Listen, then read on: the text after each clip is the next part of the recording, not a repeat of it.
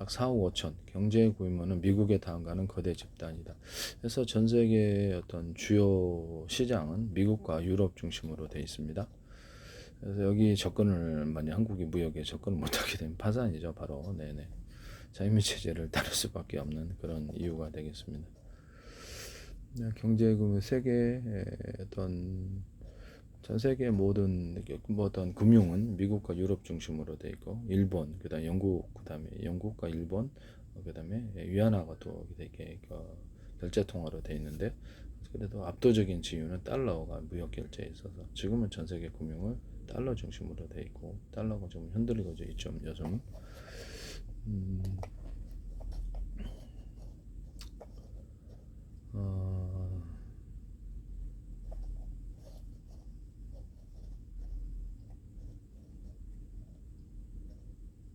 모든 유럽연합 가입국은 민주주의를 도입하고 사형 폐지며 민주주의 인권 강조가 이루어지고 있고요. 세계 인권 선언을 각국의 헌법 권리로 수용하고 영시적인 비준 통일을 할 것으로 전제로 성립되어 있다.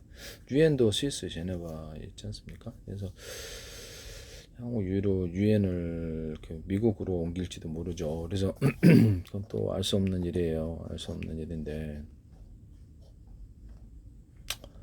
나토는 모든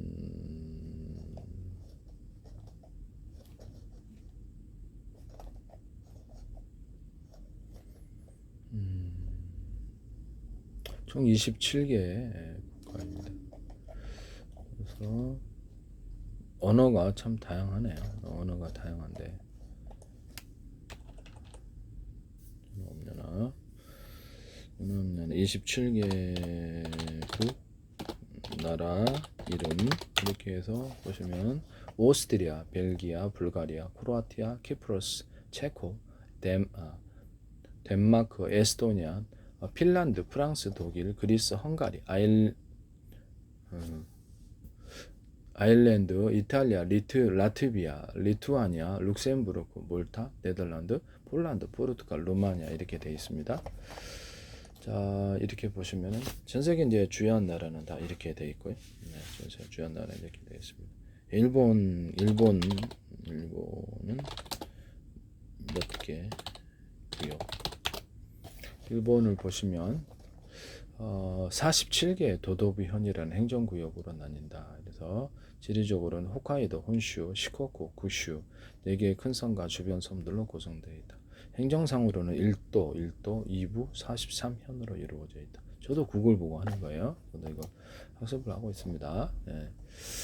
여러분도 구글을 보세요. 네. 홋카이도, 도호쿠, 간토, 주부, 긴키, 주고쿠, 시고쿠, 규슈, 오키나와 8개 지역으로도 구분한다. 이렇게 47개 이렇게 일본의 최상의 행정구역, 한국의 시도하고 유사하다라고 도쿄도, 홋카이도, 오사카부, 교토부 이렇게 1도, 2부 43현으로 구성됩니다. 그러니까 도쿄도, 홋카이도, 오사카, 도쿄, 홋카이도, 그다음에 홋카이도, 오사카, 교토 이렇게가 제일 큰 데가 되겠습니다. 네. 주요 섬은 4개의 큰 섬이 홋카이도, 혼슈, 시코쿠, 규슈 4개의 큰 섬이 있고요. 오키나와 다수의 작은 섬들로 이루어져 있습니다. 이렇게 되어 있습니다. 중국을 볼게요. 중국은 몇 개 지역으로 되어 있나 봅시다. 중국은 성과 자치구, 직할시, 특별행정구로 나뉩니다. 그래서 이렇게 7, 8개 지역으로 분류되기도 한다는데 가장 공식적인 기본 단위는 34개의 성급, 성이 제일 큰 거죠. 성급 행정구역으로 22개의 성, 5개 자치구, 4개 직할시, 2개의 특별행정구로 그래서 34개 성급 행정구역이 있습니다. 이렇게 해서 공식적이지 않은데 경제나 지역 특성 때문에 7개에서 8개 지역으로 나누기도 하는데요. 예를 들면 화북, 동북, 화동, 중남, 서남, 서북 등으로 나누기도 한다라고. 자치구가 있는데요. 자치구는 내몽골, 신장 위구르, 티베트, 닝샤, 광시 5개가 있습니다. 내몽골, 신장 위구르, 티베트, 닝샤, 광시. 직할시는 베이징, 텐진, 상하이, 충칭 4개입니다. 특별행정구는 홍콩과 마카오 2개입니다. 이렇게 해서 홍콩을 볼게요.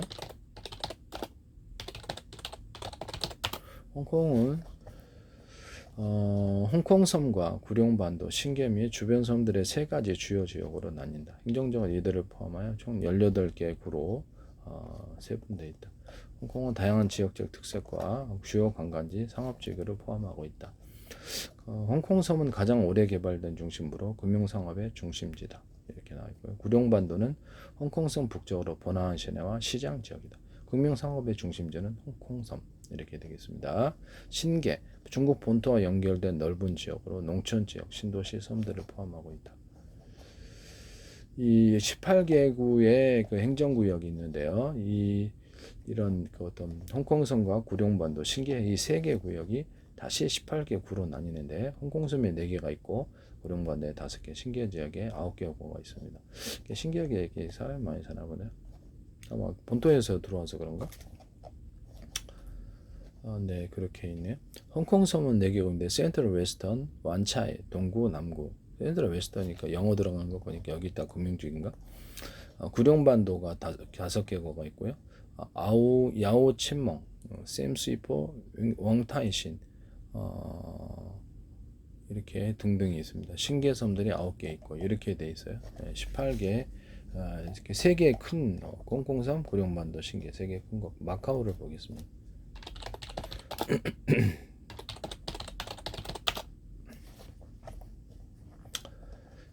일반적으로 4개의 주요 지역으로 구성되는데요. 전통적으로 3개 주요 구역, 마카오 반도, 타이파섬, 콜로안 섬으로 나뉘었다. 매립을 통해서 코타이 지역이 새로 생긴 현재 4개 구분이 널리 사용된다. 3개 주요 구역, 마카오 반도, 타이파섬, 콜로안 섬 이렇게 4개 주요 구역에다가 매립을 통해서 코타이 지역이 새로 생겼다. 마카오 반도는 마카오의 역사와 전통적인 중심지, 랜드마크와 이적지가 위치해 있고요. 타이파 섬은 주거지역과 함께 공항, 호텔, 카지노가 있습니다. 카지노가 있는 것은 타이파 섬. 콜로안 섬은 휴양지역을 비교적 한적하고 자연경관 햇볕 있는 휴양지역. 코타이 스트립에서 매립지인데 타이파 콜로안 섬의 매립지에 대규모 통합형 리조트, 호텔, 카지노 단지가 밀집해 있다.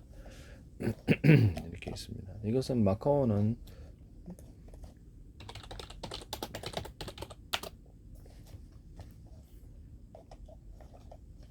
마카오 통화는 마카오 파타카라고 하는데요. 이렇게 이렇게 어떤 중국 지역이기 때문에 마카오 앞에는 파타카라고 합니다. 그래서 이렇게 환전이 시중은행이나 공환전에서 미리 예약하고 차지하면 환전이 쉽지 않다라고 이렇게 얘기를 하네요. 홍콩 달러, 이렇게 홍콩은 홍콩 달러로 이렇게 통화를 달리하고 있다 이렇게 생각하시면 되겠습니다. 우리나라도 제주도 같은 걸 금융주기로 키우기 위해서는 통화를 거기서 자체에 해가지고 우리가 수출이 안 되잖아요. 본토하고 똑같이 해버리면 수출이 안 되기 때문에 통화까지도 이글처럼 통화를 다른 통화로 해가지고 이렇게 문제가 생기지 않게 함께 하는 전략이 좀 낫지 않나라는 생각을 하는데요. 마구 빼가버리면 또 골치 아프잖아요. 근데 또 마구 또 들어와도 우리나라 수출이 안 되고 그래서 이런 부분 한번 생각해 봐야 되겠어요. 아프리카가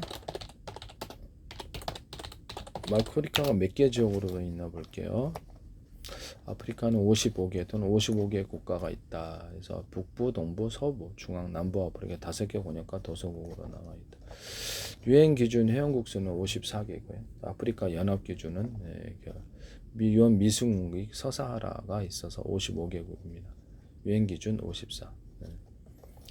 북부 아프리카가 있고요. 모로코, 알제리, 이집트, 튀니지, 리비아, 수단, 서사하라가 있습니다. 동부 아프리카는 에티오피아, 케냐, 탄자니아, 소말리아, 남수단, 우간다, 루안다가 있습니다. 서부 아프리카는 나이지리아, 가나, 세네갈, 코트디부아르, 그다음에 말리, 부르키나파소, 중앙 아프리카, 콩고 민주공화국, 카메룬, 콩고 공화국, 가봉, 중앙아프리카 공화국이 있습니다. 남부 아프리카는 남아프리카 공화국, 그러니까 남아프리카 공화국이 남부 아프리카예요.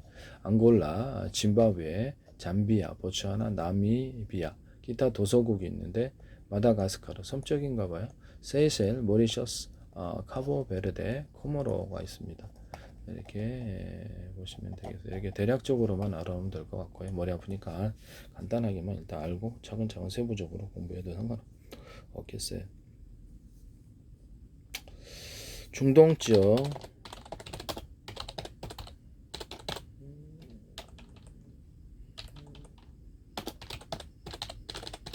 중동 지역의 몇 개 국가로 구성되는지 봅시다. 한 18에서 21개국으로 볼 수 있고요. 이집트, 사우디아라비아, 이란, 터키, 이라크, 이스라엘, 아랍에미리트, 서아시아, 북아프리카 일부 국가를 포함해서 18에서 21개국으로 볼 수 있습니다. 핵심 국가는 이집트, 이란, 터키, 사우디아라비아입니다. 핵심 국가는 이집트, 이란, 터키, 사우디아라비아인데 이스라엘이 있죠. 이스라엘이 있고 그래서 이게 중동에서 이스라엘 빼놓고는 뭐 잊을 수가 별로 없는 그렇죠. 네네. 그래서 지금 아라비아 반도 주요 공공국 아라비아 반도에는 사우디아라비아, 아랍에미리트, 카타르, 바레인, 쿠웨이트, 오만, 예멘이 있고요. 그다음에 사우디아라비아, 예멘 간에 조금 이렇게 문쟁이 좀 있죠. 그래서 지금 태국과 캄보디아에서도 전쟁 분쟁이 좀 있고요. 그래서 좀 인도하고 중국과도 국경 갈등과 전쟁이 좀 있었습니다. 이런 부분을 말씀을 드립니다. 전 세계 주요 전쟁에 대해서 우크라이나, 러시아 이렇게 있고 그 이외에 대해서 나중에 한번 설명할 기회가 있을 것입니다.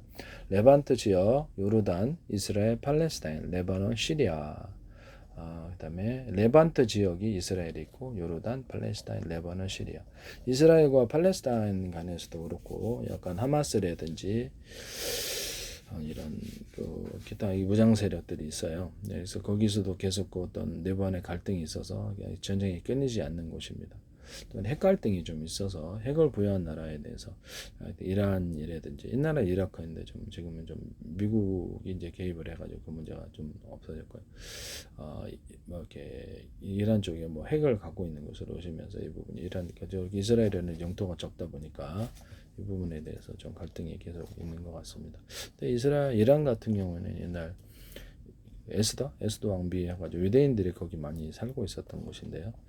그 후손이 왕가 후손들이 이게 유대 쪽이죠. 그래서 유대 쪽이기 때문에 또 다른 왕가도 있겠지만은 그래서 이런 부분을 말씀을 드립니다. 그래서 지금은 옛날에 같은 어떤 아브라함의 아버지로 뒀던 아람 민족하고 그러니까 아람 민족하고 이스라엘은 같은 아버지, 아브라함이고요. 같은 주상이죠. 어머님만 틀리고요. 이스라엘 그다음에 이란은 유대계 에스더가 왕비가 되어서 자식들을 생산했기 때문에 왕가를 혈통을 계속 이었죠.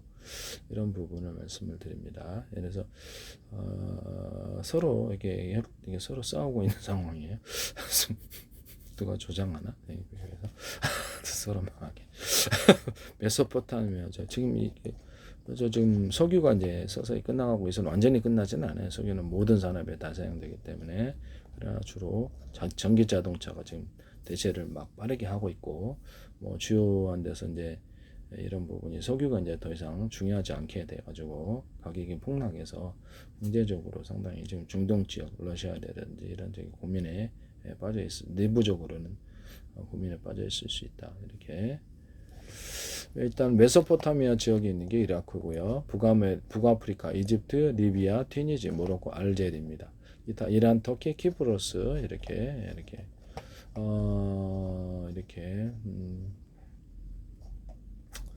좁은 의미로는 중동은 이집트부터 아라비아 반도, 이란을 포함하는 서아시아 지역. 넓은 의미는 중동 플러스 북아메리카를 포함하여서 알제리, 모로코, 리비아, 튀니지까지 포함해서 21개국을 의미한다. 핵심 국가는 인구수로는 이집트, 이란, 터키, 면적으로는 사우디아라비아. 핵심 강국으로는 사우디아라비아, 이란, 터키, 이집트, 이스라엘. 터키도 옛날에 투르만 왕국을 이렇게 건설을 했었기 때문에 중동을 잠시 지배한 적이 있어요. 그래서 약간 옛 영화를 노리는 이런 것들도 있을 수 있고요. 중동 지역에는 좀 많은 문제가 있죠. 그래서 나중에 한번 더 설명을 한번 하죠. 네네. 하라고 하고 그다음에 아프리카는 제가 다 했고요. 그다음에 동남아시아 몇 개국 이렇게 보시면 총 11개 국가로 이루어졌는데요. 10개국은 아세안 회원국을 구성하고 나머지 1개국은 동티모르. 아세안 10개국은 브루나이, 캄보디아, 인도네시아, 라오스, 말레이시아, 미얀마, 필리핀, 싱가포르, 태국, 베트남입니다. 동티모르까지 하면 11개국이 됩니다. 아세안 10개국, 도서부. 대륙부는 대륙에 속한 데는 미얀마, 태국, 캄보디아, 라오스, 베트남이고요. 도서부는 말레이시아, 싱가포르, 인도네시아, 브루나이, 필리핀입니다. 인도네시아도 많은 섬으로 구성되어 있죠. 필리핀도 그러합니다. 브루나이도, 싱가포르도, 말레이시아도 그렇고 추가 국가는 동티모르다. 이렇게 해서 아세안, 동남아시아안을 통해 정치적, 경제적 협력을 강화하고 있다. 지금 아시아 통화가 나오려고 그러죠. 그래서 보면은 아시아 통화,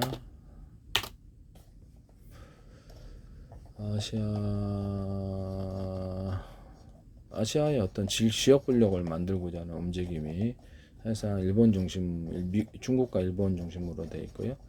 이 달러가 흔들릴 때 아마 이것이 가팔라지리라고 생각합니다. 미국의 어떤 반발에도 불구하고 이루어질 것이라. 그러나 미국이 달러체가 국가통화로 전환하고 기술 무역 전쟁에서 이길 수 있는 체제를 가졌을 때 미국이 중남미, 북미까지 다 통합하는 달러권을 확실하게 하고 영연방까지도 달러권 없어요. 30매덕인데 거기가요. 그걸 기반으로 해서 유엔의 쪽으로 가져올 수도 있다. 이건 장기적인 문제다라고 생각. 왜냐하면 상징적인 세계의 수도로 자리매김하기 위해서인데 쉽게 내주지 않을 것 같긴 한데, 그래서 이렇게 그렇게 됐을 때 유럽연합의 각국이 자신들의 국가별 통화를 다시 발행하고자 하는 움직임이 굉장히 강해질 수도 있다.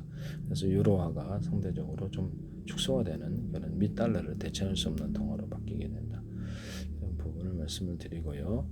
그래서 중국과 어떤 러시아가 주장하고 있는 세계 통화라든지 이런 부분이 조금 어려워지는 측면이 있고, 그래서 아시아 통화가 이제 출범을 하더라도 별다른 유력은 없을 것이다. 왜냐하면 전 세계 무역 결제가 달러로 되느냐 아니냐 이것이 중요한 것이지.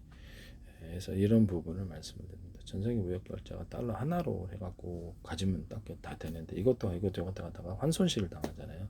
그래서 그걸 알 수가 없기 때문에 여러 개를 많이 갖고 있다 보면 환손실을 당해서 망하기 때문에 이런 부분을 말씀을 드립니다.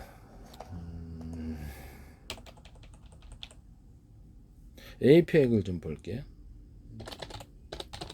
APEC을 이게 지금 아시아 태평양 경제협력체인데요. 그래서 이렇게 보면 싱가포르에 사무국이 있고요. 이것을 전 세계 인구의 37%, GDP의 61%, 교역량의 49% 점유한 세계 최대 지역 협력체입니다. 아시아 쪽으로 조금 이쪽으로 경제 비중이 다 옮기고 있어서 크게는 어떻게 보면 이렇게 크게 보면 미국과 유럽, 그다음에 동남아시아 이제 아시아 쪽으로 해서 세계 구역으로 지역 블록을 나눌 수도 있어요. 이렇게 보시면 그래서 지금 이거를 추진을 하고 있는데요.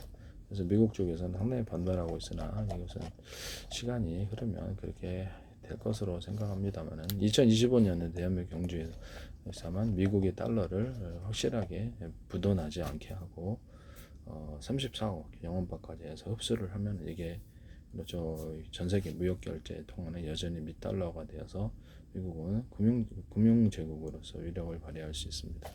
일단 스스로 부실화되어서 무너지는 그런 국가나 그 기업을 아무도 같이 따라가지 않을 것이라는 거죠. 미국 자신이나 미국의 정치인들은 과연 망하는 기업에 투자를 할 것인가라는 생각을, 그게 정상적인가? 그렇죠. 정상적인 한번 생각을 해봅시다. 그래서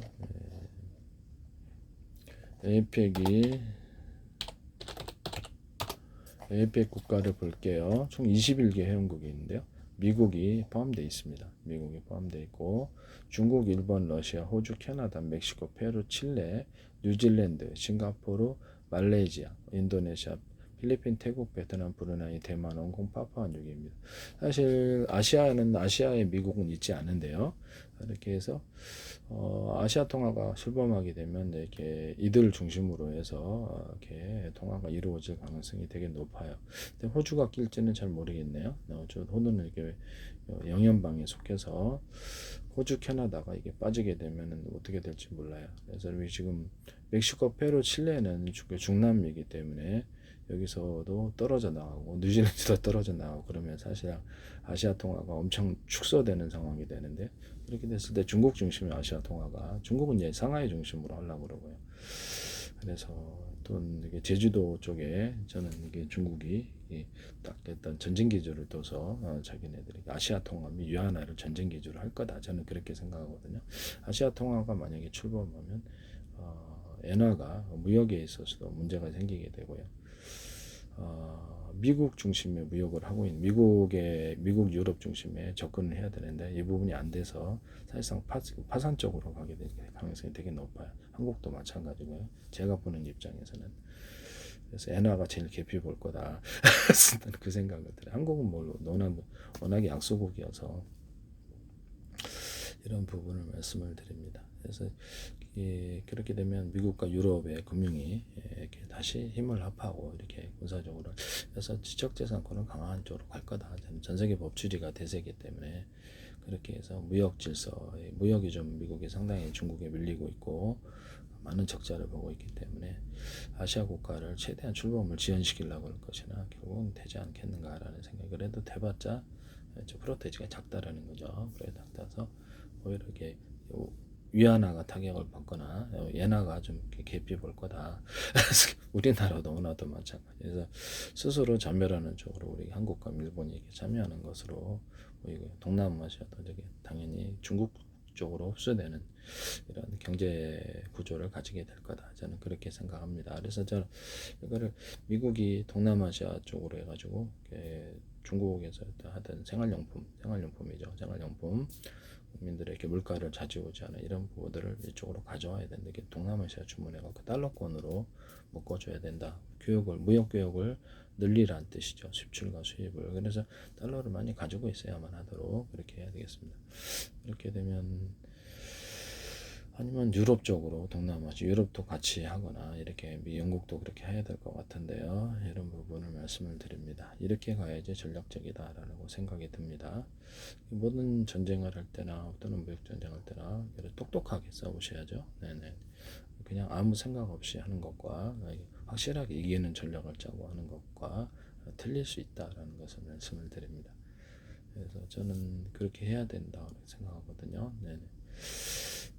저기 알래스카 쪽으로 물류를 타서 120km 이상 화물 열차를 운송하고 초고속 관광열차 고속을 해가지고 북미와 남미, 미국을 통합해야 되는 이게 제일 문제점이에요. 그래서 역마다 테마마다 미국 같은데 유럽처럼 이렇게 여행을 해서 그래서 부동산을 개발하는 쪽으로 이렇게 해야 된다고 저는 말씀을 드렸는데요. 그리고 미국의 의료 부분이 제일 문제인데요. 미국의 의료비로 인해서 미국 국민이 파산해서 다른 나라로 이주하고 우리나라에 있는 뭐 재미교포들도 한국으로 와서 치료를 받고 있는 상황이거든요. 너무 비싸갖고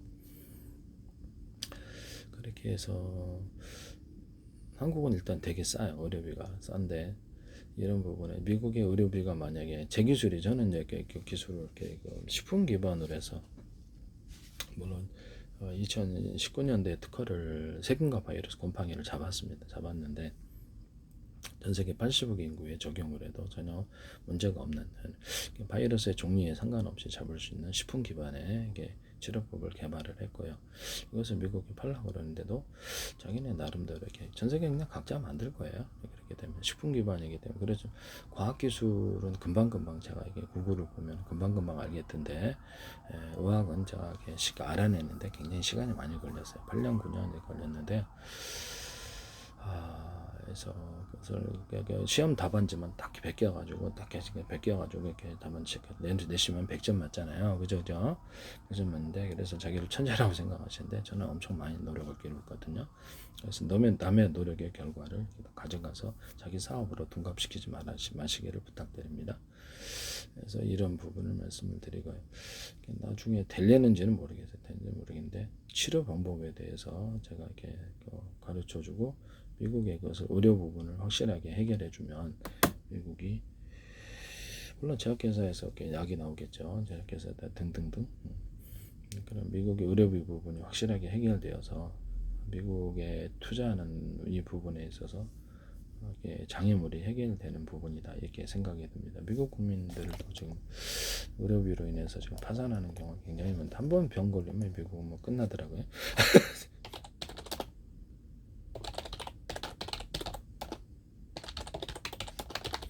미국의 기업 투자 시 의료비 문제인데요.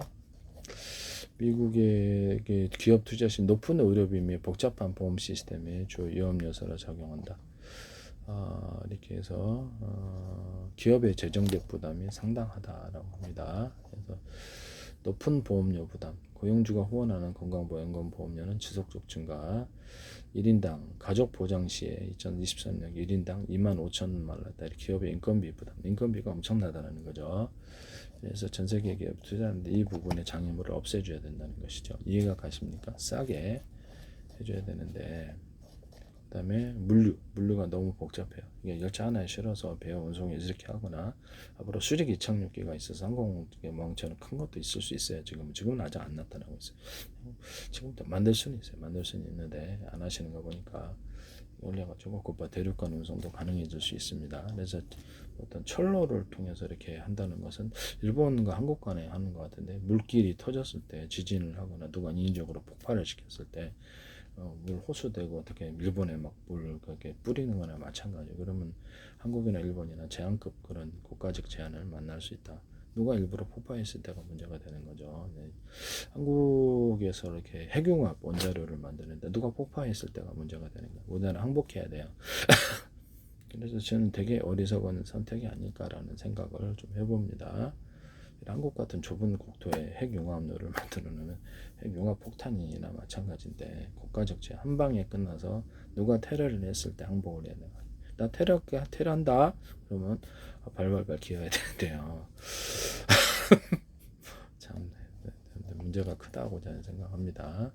좀 어리석지 않을까라는 생각이 들고, 핵융합 많이들 되거든요. 실험실 차원에서 연구는 좋지만 본격적인 핵융합로가 생겼을 때가 이게 국가적인 항복할 수 있는 상황이다 하겠습니다. 네, 이게 되게 어리석다고 저는 생각합니다. 미국의 의료 시스템 민간보험과 공공보험으로 나뉘는데, 그래서 이런 부분이 지금 제일 문제다. 미국은 물류비하고 물류비 문제, 이게 제일 미국에 있어서 비용을 증가시킨다는 거죠. 미국 전부 다 국토도 넓은데 다 차로 한단 말이에요. 컨테이너 실어 물류비 기차로 해야 되는데, 미국 기업들 물류비 문제는 높은 물류비 비중, 기차는 싸거든요. 미국 전역에 운송할 수 있거나 또는 비행체로 이렇게 운송할 수 있는데, 수직 이착륙기가 나올 수는 있지만 아직 안 만드시는 것 같은데, 높은 물류비 비중, 인프라 취약성, 노동력 부족, 관세 정책의 불확실성, 이런 것이 있습니다. 기업 경쟁력 약화, 물류비가 너무 높다라는 거죠. 미국의 물류 비용은 GDP 대비 8.8% 수준입니다. 그래서 이게 기업의 수익성에 큰 부담이 된다는, 이게 물가에 미국에 생산을 했을 때 거기에 얹어서 의료비 플러스 의료비 부담하는 거, 그다음에 물류비를 얹어서 해야 되기 때문에 비싸질 수밖에 없고 전 세계적인 경쟁력에 문제가 생기고, 그래서 미국이 생산을 잘 안 하고 멕시코로 이전하거나 하는 이유가 바로 이것 때문인데요. 노후화된 도로, 철도, 항만 이런 부분들이, 그래서 항만 적체는 해상 오염 급등의 주요 원인이 됩니다. 중국 같은 데는 유럽으로 하면 철로로 하면 10일에서 15일 걸리는데요. 미국은 2달 걸려요. 지대. 그렇기 때문에 우리 쿠팡 같은 데도 보면 당일 배송을 해주거나 새벽 배송을 해주기 때문에 쿠팡을 선호해서 빨리빨리 주문하잖아요. 근데 비싸도 그냥 했는데 가격도 싸고, 근데 다른 데는 뭐죠? 이게 뭐 제가 옥션 같은 데도 주문할 때 속 터질 때가 많거든요. 그래서 일주일도 걸릴 때도 있고 3일, 4일 걸리니까 속 터져서 주문을 못 하겠더라고요. 그래서 네이버 쇼핑은 상대적으로 좀 주문이 빨리빨리 이렇게 배송이 빨라서, 그래서 옥션의 문제는 바로 이렇게 배송료의 문제가 아닐까라고 저는 생각합니다. 네. 그래서 배송이 느려질 때 주문을 안 하게 되는 막 스트레스하고 화가 나거든요. 그래다 여기도 그렇지 않을까? 네, 그런 생각이 드네요. 그래서 알래스카로 이렇게 물류를 터서 제주도에 어차피 나갈 물건, 고정적으로 나갈 물건들을 제주도에 두고 그래서 컨테이너째 이렇게 실어가지고 차에서 중국 대륙, 중국 물량 엄청나잖아요. 그래서 중국 대륙 곧바로 운송할 수도 있고 대만, 그다음에 홍콩 이런 데도 들어갈 수 있고요. 그다음에 우리 한국, 일본으로 들어갈 수 있거든요. 동남아시아도 갈 수 있어요. 배로 갈 수도 있고 여기 컨테이너 항만이 최근 제주도에 마련됐습니다. 아직 물량은 좀 없는데요. 중국으로의 물량 조금밖에 없는데 그래서 중국 철도에 싣거나 이렇게 해가지고 이렇게 유럽으로 갈 수도 있고 그래요. 네네. 그래서 여기다가 이렇게 갖다 이렇게 주한미군 주인미군 여기다 물자 갖다 놓으면 편하지 않겠는가. 그래서 노동력 부족, 민권 비상, 트럭 운전사, 항만 노동자 부족 현상, 물류 대란이 장기화되고 그러니까 물류가 장기화되면 그래서 2달에서 석 달일지 넉 달일지 알 수가 있어요. 이걸 주문하겠어요, 서터져서. 스트레스 쌓이는 부분이죠. 차량이 다른데 물건도 비싸고 이러면 다른데 그래서 이 부분이 좀 문제가 좀 큰 것 같은데 미국의 정치권이나 미국 국가에서는 문제를 이렇게 잘 인지를 못 하시는 것 같아요. 다른 나라에서는 미국에 투자할 때 상당히 부담이 될 수 있는 의료비 플러스 우리가 물류비 또 항만에서 잘 이렇게 파업이 일어나고 그러면 금방 거기가 막힌다. 다른 통로를 열어야 되는데 항만이라든지 다른 항만을 좀 건설을 해야 되는 게 같아요. 한 군데가 파업하면 다른 데서 그냥 운송을 해버리고 그때 필요한 게 철로인데요. 육지를 통해서 만들려고 하면 그까지 이게 도로 저게 자동차 화물 트럭이 운전을 해야 되는데 그렇죠. 기업으로도 엄청난 물류비 부담이 들죠. 2배, 3배 이렇게 들게 됩니다. 한국에 파업하기는. 그래서 미국의 정치권에서 이거를 잘 모르고 있다. 미국의 주차원에서도 모르고 있다라는 것이죠. 무조건 투자하겠는데 아니 거기서 만드는 비용이 비싼데 뭐하러 거기서 만들어요. 그러니까 거기서 만들어 갖고 다른 데 수출을 하기는 불가능하다 이 말씀이죠. 네. 이런 부분을 말씀을 드립니다. 불가능한까지는 아니지만 다른 데 수출하기 원가 경쟁력이 확실히 떨어지는 것이기 때문에 이게 좀 문제가 된다. 그 다음에 높은 이자율도 높고 창고 비용도 높고 이렇게 해서 재고 유지 비용을 증가시킨다. 그래서 재고 유지 비용을 증가시키면 어차피 나갈 물건은 제주도에 놓으시라. 그럼 제주도에서도 물류비 부분에 있어서 창고 비용을 굉장히 싸게 제공해 주거나 그 부지 그러니까 창고를 둘 수 있는 부지를 싸게 임대를 해주는 식으로 뭐 사도 되지만 임대를 해주는 식으로 한번 유지를 한번 해보시기를 바랍니다. 보통 항만 근처에 있어야 될 것 같은데요. 그래서 이런 부분을 말씀을 드립니다. 공급망 위기 발생 시에 안정적인 물류를 위해서 해외 물류센터들이 자체적인 물류 기반시설을 확보하거나 신규 거래처 발굴로 공급망 다변화가 필요하다. 그래서 항만이 막혀버리면 수출을 못하는 기업장에서 미칠 노릇인데요. 네네. 그래서 이렇게 재고를 여러 군데 분산해서 갖다 놓는 전략을 한번 해보시기를 바랍니다. 이렇게 말씀을 드리네요. 항공 뭐 이렇게 수직의 착륙기 있고 대륙간 운송이 항공모함처럼 가능하긴 해요. 제가 보기에는 지금 만들 수는 있는데 아직 그것은 만들기에는 시간이 좀 걸릴 것으로 어떤 이유로 해서는 안 만드는데요. 그래서 미국의 운송과 물류비가 들썩거려서 그러니까 미국에서 생산을 하기에는 현실적으로 아니 그 생각을 해보세요. 미국 정치인 제가 기업을 하는데 미국에서 의료비도 부담을 해야 돼요. 1인당 25,000달러 했는데 그래서 월급하고는 또 다른 부분이잖아요. 그러면 가족 간에 다 했을 때 또 두 번째는 그 관련된 숙련 그 노동력이 부족하다는 거. 노동력 부족. 그래서 이렇게 미국이 학원을 만들어서 노동력 부족을 해결할 수 있을까요? 이렇게 전문 교육을 시킨다는 거죠. 건설 현장이라든지 무엇이든 다 시킬 수 있는 짧은 시간, 짧은 시간 내에 여기서 상대방이 기술을 모르는데 어떻게 시켜요? 한 1년, 2년 내에 공장을 당장 지어야 되는데 그 사람이 기술을 익힐 때까지는 1년, 2년 걸릴 수도 있는데 그걸 시켜서 할까요? 네네, 그건 좀 어렵다고 봅니다. 그래서 제가 보기엔 이런 부분을 이해를 좀 해야 되겠다. 그다음에 미국이 학원을 만들어서 자체 인력들을 그냥 수없이 이렇게 만들어 국가 차원에서 해도 주 차원에서 해도 상관없다. 공짜로 교육을 시켜도 상관없고 그들을 취업에 우선시해서 하도록 이렇게 적극적으로 이렇게 취업을 알선을 하고 이쪽으로 연결을 해야 되겠어요. 그래서 제가 보기에는 미국의 또 물류 창고 부분도 여러 군데 둬야 되는데 제일 문제가 되는 건 도로를 통해서 주로 운송을 하다 보니까 철도가 너무 속도가 느리고 노후화돼서 이 부분에 대해서 스트레스가 좀 쌓이나 봐요. 그래서 해외 거점, 국내 거점에 있어서 물류 부분을 화물 열차가 타야 돼요. 화물차를 타야지. 이게서 미국의 이제 장애물을 해결한다는 거죠. 첫째는 의료비 부분을 해결하고요. 제거 가르쳐 드릴게요. 대부분 다 치료를 방법을 개발했습니다. 생각 밖으로 쉽게 치료됩니다. 한번 실험을 해보시길 바랍니다. 두 번째는 물류비 부분을 화물 열차를 열어서 또는 초고속 관광 열차를 도입을 해 역마다 개발해 미국 전체 부동산을 개발해서 돈 벌 수 있습니다. 전 세계 투자가 오리라고 생각합니다. 올 수밖에 없죠. 네네. 전 세계 사람들이 관광으로 미국으로 들어오면 그것도 도움이 될 텐데요. 제일 문제가 되는 것은 중남미 부분인데요. 중남미와 멕시코 부분의 마약 범죄입니다. 그래서 마약을 미국 내에서도 어떤 군 차원에서도 이렇게 군과 정보기관 그다음에 이런 데서도 그런 것을 없대로 이렇게 만약에 있다면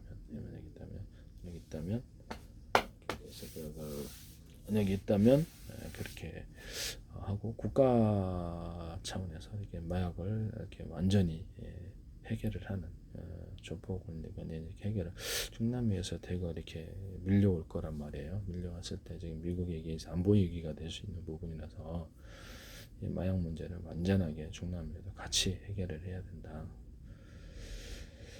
여기 미국의 군가 정보기관이 총동원이 될 수도 있다. 경찰도 그렇고 언론에서도 이것을 조직적으로 해결하지 않고는 미국의 안보 위기가 발생을 여기서 할 거라고 생각합니다.